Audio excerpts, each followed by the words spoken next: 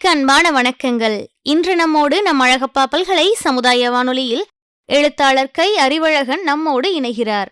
இவர் மொழி, சமூகம் மற்றும் அரசியல் சார்ந்த கட்டுரைகளில் துவங்கி புனைவு இலக்கியத்தில் குறிப்பிடத்தக்க பெயரை பெற்றுள்ளார். காரைக்குடி அருகே சிராவயல் மருதங்குடி இவரது சொந்த ஊர். தந்தையார் ச கைவல்யம், தாயார் கலாவதி. ஏற்கனவே முற்றத்து மரங்கள் என்றொரு சிறுகதை தொகுப்பின் மூலம் படைப்பிலக்கிய வரிசைக்கு வந்தவர்.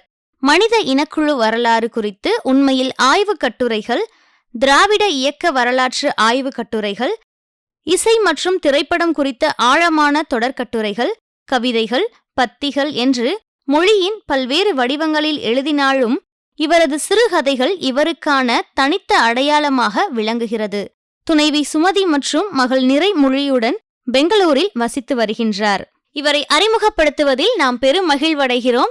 தற்போது எழுத்தாளர் அறிவழகன் அவர்கள் பேசிய உரையை கேட்கலாம்.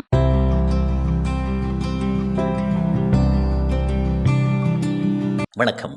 நான் கை அறிவழகன். உலகம் முழுவதும் போர்னால பாதிக்கப்பட்டு அனாதைகளாக இருக்கக்கூடிய மனிதர்களை நினைவு கூறக்கூடிய வேர்ல்டு வார் ஆர்ஃபன்ஸ் டே அப்படிங்கிறது இந்த ஜனவரி 6ஆம் தேதி வருடந்தோறும் ஐக்கிய நாடுகள் அவையால் அங்கீகரிக்கப்பட்டு நினைவு கூறப்படுகிறது.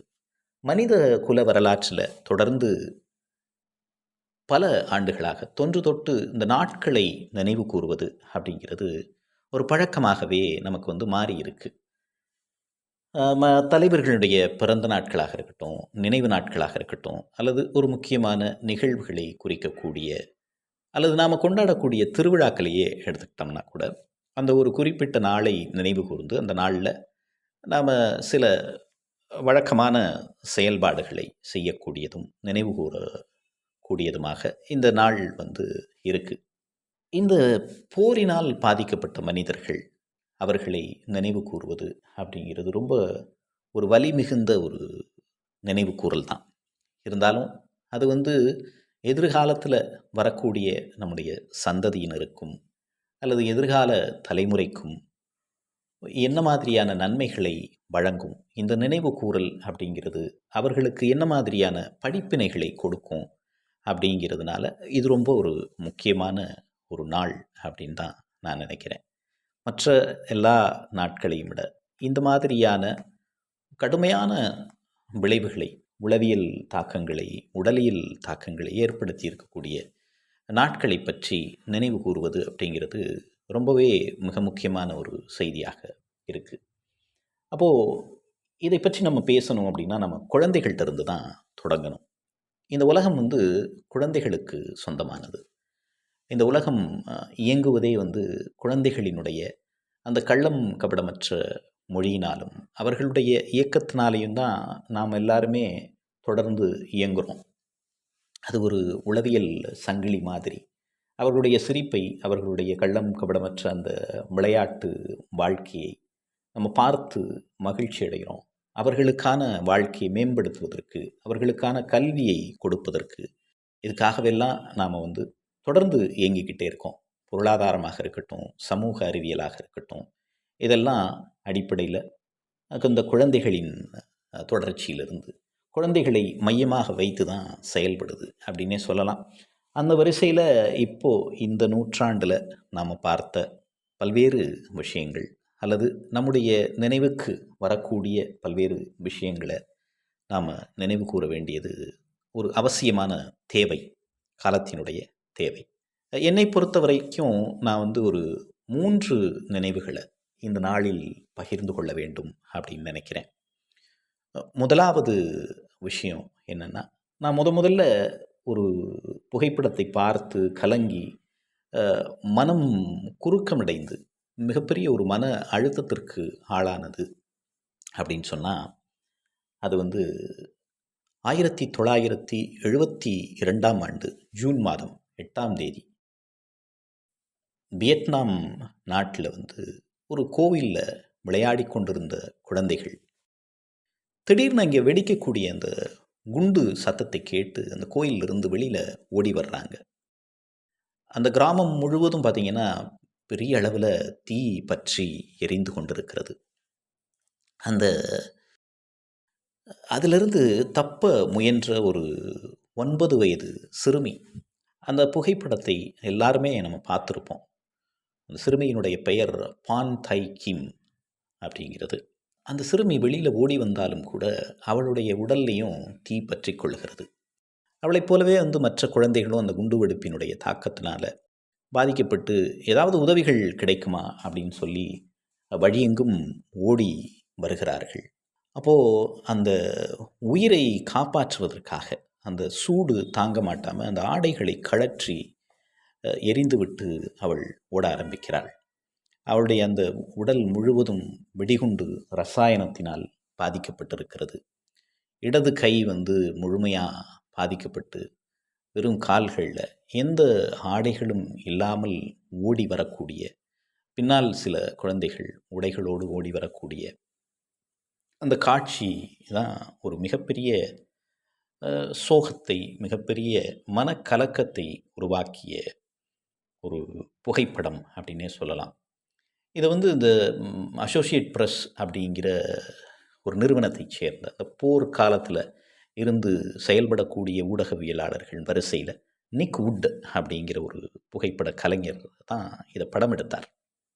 இந்த புகைப்படம் போரினுடைய தாக்கத்தால் குழந்தைகள் எப்படியெல்லாம் பாதிக்கப்படுகிறார்கள் அப்படிங்கிற விஷயத்தை போரினுடைய கொடூரத்தை, போர் குழந்தைகளை எப்படி கொடூரமாக தாக்குகிறது, அவர்களை உடல் ரீதியாகவும் உளவியல் ரீதியாகவும் எவ்வளவு கொடூரமாக அவங்கள ஒரு பெரிய மன அழுத்தத்திற்கு ஆளாக்குகிறது அப்படிங்கிறத இந்த உலகிற்கு படம் பிடித்து காட்டிய அந்த நிக் வுட்டை நாம் இந்த நாளில் நிச்சயமாக நினைவு கூற வேண்டும்.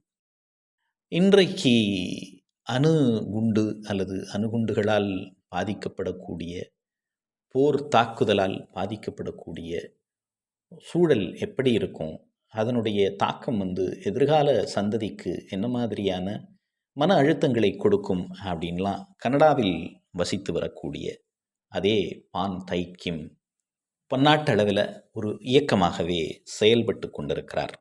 அவரை இந்த நேரத்தில் நாம் நினைவு கூற வேண்டியது அவசியம். அதே மாதிரி இரண்டாவது நினைவு கூற வேண்டிய ஒரு விஷயம் என்ன அப்படின்னா, போரினுடைய வலியை அது விட்டு செல்லக்கூடிய, அது விட்டு சென்ற அந்த மானிட பேரபலத்தை இனி வரும் காலம் முழுவதும் நம்முடைய தலைமுறை சுமந்து கொண்டிருக்கிறது அப்படின்னே சொல்லலாம். போரினுடைய உளவியல் தாக்கமாக இருந்தாலும் சரி, அல்லது உடலியல் தாக்கமாக இருந்தாலும் சரி, என்ன மாதிரியெல்லாம் இராணுவ தாக்குதல்கள் நடைபெறும், அல்லது ஒரு போர்னால், இரண்டு தரப்புக்கு இடையில் நடைபெறக்கூடிய போர்னால் அதிகமாக பாதிக்கப்படக்கூடியவர்கள், அதிகமாக தப்பிக்க முடியாமல் அதில் சிக்கிக்கொண்டு அழிந்து போனவர்கள், அவர்களுடைய குழந்தைகள், இதையெல்லாம் நமக்கு எப்போதும் நினைவு கூட்டக்கூடியது. அப்போது இந்த உலகத்தினுடைய மனசாட்சியை உலுக்கிய ஒரு புகைப்படம் போல, வியட்நாம் போரில் எப்படி நிக் வுட் எடுத்த அந்த புகைப்படம் மனிதர்களின் மனதை உலுக்கியதோ, அதே மாதிரி நிறைய படங்கள், நிறைய புகைப்படங்கள், அனாதைகளாக தவிக்க விடப்பட்ட குழந்தைகளினுடைய படங்கள், பங்கர்களில் இருந்து தங்களுடைய பெற்றோரை நோக்கி குரல் எழுப்பக்கூடிய படங்கள், புகைப்படங்கள், இதையெல்லாம் நம்ம பார்த்தோம். அதே மாதிரி ஒரு தாயின் மடியிலேயே இறந்து போன குழந்தைகளினுடைய படம், இதையெல்லாம் நம்ம பார்த்தோம். அதே மாதிரி பெற்றோரை இழந்து, குடும்ப உறவினர்கள் எல்லாரையுமே இழந்து, அந்த ஹோம்ஸ் அப்படின்னு சொல்லக்கூடிய காப்பிடங்களில் வசிக்கக்கூடிய குழந்தைகள், அவங்களையெல்லாம் நம்ம தொடர்ச்சியாக இந்த வரிசையில் பார்த்தோம். அதற்கு பிறகு இந்த ஒரு நினைவுகளையெல்லாம் மிக சமீபத்தில் உலுக்கி எடுத்த இன்னொரு விஷயம் என்ன அப்படின்னா, சிறிய மக்கள் 2015 தொடர்ச்சியாக நடைபெற்ற அந்த போரினால் பாதிக்கப்பட்ட சிறிய மக்கள், சிரியா நாட்டினுடைய மக்கள் மேற்கத்திய நாடுகளுக்கு தஞ்சம் புகுந்து விடலாம், எப்படியாவது நம்முடைய குழந்தைகளை கரை சேர்த்து அங்கே போய் ஒரு நல்ல வாழ்க்கையை அமைத்து கொள்ளலாம் அப்படின்னு நினச்சி கிடைக்கக்கூடிய படகுகளில், கள்ளத்தோணிகளில் ஏறி அவங்க பயணம் செய்ய ஆரம்பித்தார்கள். அதில் பலருடைய பயணம் வெற்றிகரமாக அமைந்து இருந்தது அப்படின்னு சொல்லலாம். ஆனால் நிறைய பேருடைய வாழ்க்கை முற்றிலுமாக அந்த கடல் நீரில் அடித்துச் செல்லப்பட்டது, அல்லது அவர்களுடைய வாழ்க்கை முற்றிலுமாக அந்த கடலில் மூழ்கி போனது அப்படின்னு சொல்லலாம். அது மாதிரியான ஒரு சிறுவன் ஐலான் அப்படிங்கிற ஒரு 3 வயது சிறுவன்.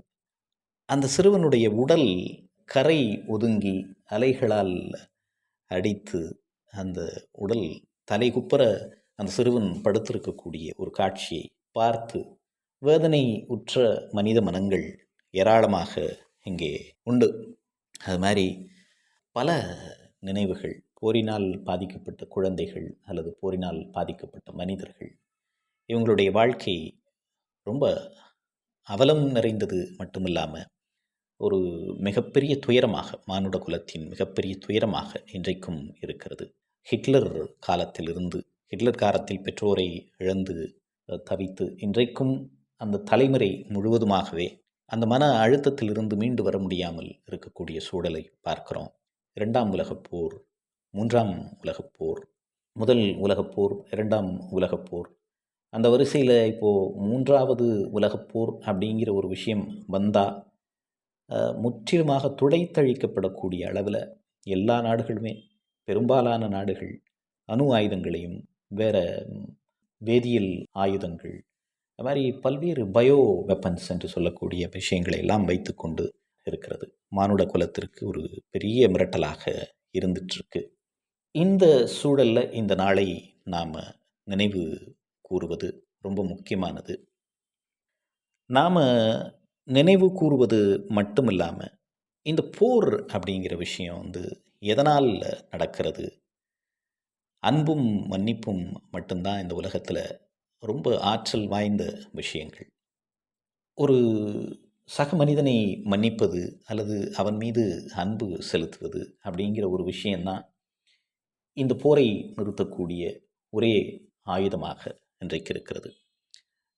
பெரிய பன்னாட்டு முதலாளித்துவ நாடுகளாக இருக்கட்டும், அணு ஆயுதங்களை வைத்துக்கொண்டு மனிதர்களை ஆட்டு வைக்கக்கூடிய நாடுகளாக இருக்கட்டும், எல்லாமே துவங்கக்கூடிய புள்ளி அப்படிங்கிறது சக மனிதர்கள் மீது நாம் செலுத்தக்கூடிய அன்பு. இந்த இன பேதங்கள் அப்படிங்கிற விஷயந்தான் இன்றைக்கு மனித குலத்தை பிளவுபடுத்தக்கூடிய மிகப்பெரிய ஆற்றலாக இருக்கிறது. ஒவ்வொருத்தரும் அவங்களுக்கான அடையாளங்களை வைத்துக்கொண்டு, இன அடையாளங்கள், சாதி அடையாளங்கள், மத அடையாளங்கள், மொழி அடையாளம், நிலவியல் அடையாளங்கள், தேசிய அடையாளங்கள், இது மாதிரி பல அடையாளங்களை ஒவ்வொரு மனிதர்களும் தங்களுக்குள்ளாக உள்ளீடு செய்து கொண்டு, எந்த ஒரு மனிதனும் பிறக்கும்போது ஒரு பிளாங்க் ஹியூமன் அப்படின்னு தான் சொல்லணும். எந்த ஒரு உள்ளீடுகளும் அற்ற ஒரு மானுட குழந்தையாக பிறக்கக்கூடிய மனிதர்கள் தொடர்ந்து காலப்போக்கில் உள்ளீடுகளை ஏற்றுக்கொண்டு, தான் இன்ன சாதியைச் சேர்ந்தவன், தான் இந்த மதத்தைச் சேர்ந்தவன், நான் இந்த தேசியத்தை சார்ந்தவன், நான் இந்த மொழியைச் சார்ந்தவன், நான் இந்த நிலத்தை சார்ந்தவன் அப்படின்லாம் தொடர்ந்து ஒரு கட்டமைப்பை உருவாக்கி கொண்டு, அதன் மூலமாகத்தான் இந்த உலகம் முழுவதும் போர் அப்படிங்கிற ஒரு விஷயம் பரவலாக முன்னெடுக்கப்படுகிறது அப்படிங்கிறத நாம் மறக்கக்கூடாது. அதனால் நாம் இந்த நாளில் நம்முடைய குழந்தைகளுக்கு, நம்முடைய சக மனிதர்களுக்கு சொல்ல வேண்டிய ஒரே ஒரு விஷயம்தான் இருக்குது. இந்த உள்ளீடுகளை தாண்டி எல்லோரும் வாழ்வதற்காக வாழ்வின் போராட்டத்தை சந்திக்கிற மானுடர்கள், இரத்தமும் சதையுமாக நம்மோடு கூட வாழ்கிற மானுடர்கள் அப்படிங்கிற ஒரு விஷயத்தை புரிஞ்சுக்கிட்டு, நமக்கு அருகில் இருக்கக்கூடிய சக மனிதர்களை நேசிக்கிற பண்பை வளர்த்து கொண்டால் இந்த போரற்ற ஒரு உலகை நம்மால் உருவாக்க முடியும். நன்றி, வணக்கம்.